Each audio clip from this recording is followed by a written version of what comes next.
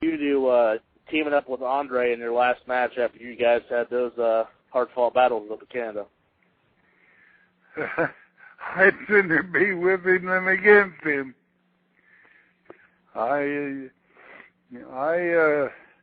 When I was a tag match with him, we were pretty invincible. That's understandable. You guys are both really big. Yeah. A lot of people just don't understand how big and how strong Andre was.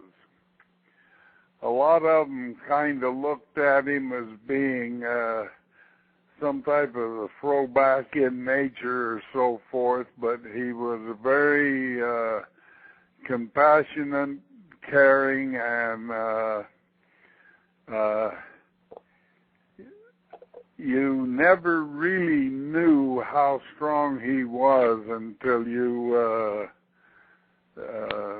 had a round or two with him. Yeah, that's understandable. He was just a great man. Was he? Okay. What are your thoughts on Dominic DiNucci? I know you got to work with him for a while. Yeah, Dominic, of course, he was, the last time I wrestled with him, we was both in our, well, he would have been in his 30s and I'd have been in my early 40s. But, you know, the last time I wrestled him was probably 40 years ago. But he looked, you know, he was good and he was fast and he was in good shape. And he had the ability to draw a crowd. Oh, okay. Jimmy, go ahead. So, what was it like? What's your opinions on Gene Kiniski and you guys winning titles together and your feud with him? Gene is another guy that he was really a great guy. He was, and he still is. Of course, he is quite opinionated, and he was only wrong once in his life for about a week till he found out that he was wrong once, and then he found out he was right a week later. So yeah,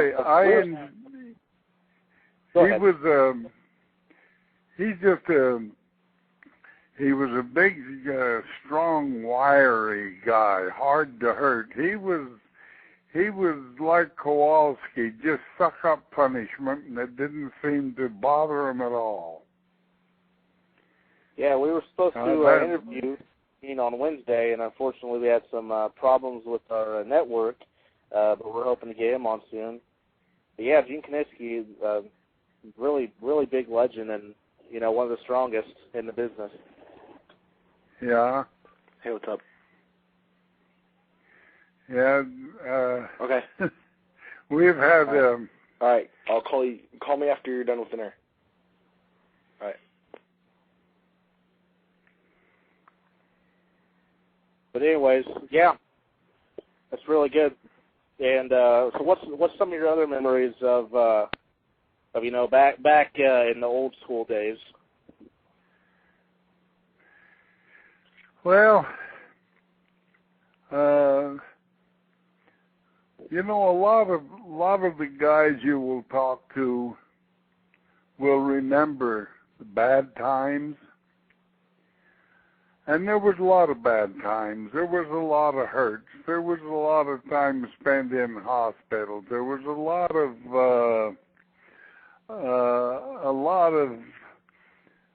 time when you felt dejected, when you didn't do as well as you thought you should have.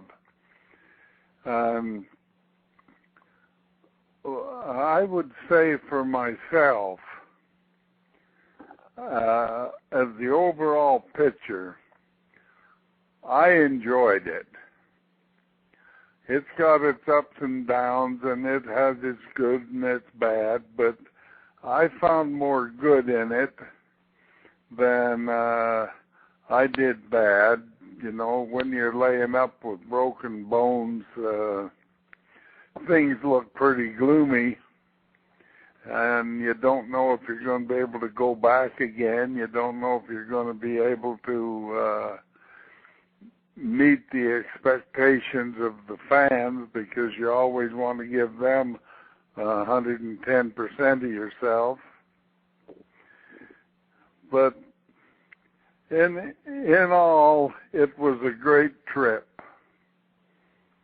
And it lasted, you know, I was in competition professionally for about 32 years. And I met a lot of great guys. I met some that weren't so great, but they had their own stories to tell. But I enjoyed the trip, and I enjoyed the different countries I went to, and the different people I met, and the different religious aspects of people. And that's right from the Zulus living down on the Cape to the Ainus in northern Japan. The world's full of good people. Yeah. What are your memories of appearing in the 1978 Sylvester Stallone movie Paradise Alley? Well, I remember it was about a 15-hour day, and I'd done my part in 30 seconds, and it was a take and a wrap. So I watched a lot of the other guys struggle through it. Dang. My time before the camera was short. Yeah, I can understand that. I've done small parts on TV shows too, and the time on set is usually as much as the time you're actually behind the camera. Yeah. When the guy says that's a wrap, then you go back and sit on the bench and wait for the rest of them. But he's a nice guy, you know, that Sylvester. He, although I didn't get to know him really, only being around there, I was there on the set for 3 days, and he was very busy, but he was, he would take time to come and talk to you and answer questions, and all my kids got autographs. Yeah. What are your memories of Dutch Savage? Oh, Dutch. Well, when I first met Dutch, he had just left the Pennsylvania Highway Patrol. And he came out here to the Northwest and started wrestling, and he cut a pretty wide swath up here. Mm. Yeah, he knew his craft well. Oh, okay. Yeah, Yeah. I really appreciate Dutch because he actually put me in contact with you, Don. So I'm really glad he helped us that way. Dutch is a great guy. Dutch was just inducted into the Portland Wrestling Hall of Fame. He's the first ever inductee into that Hall of Fame, actually. Yeah. So. Yeah. But I talked to Dutch once a month probably. He's the one that called me and told me about Buddy Rose. Oh, wow. And if there's someone that's trying to get in touch with me or so forth, they generally get in touch with Dutch, and then Dutch will contact me. Okay, sweet. Yeah, he has a website that quite a few people, I guess, log on to.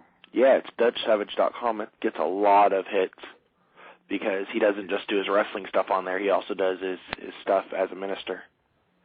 Yes.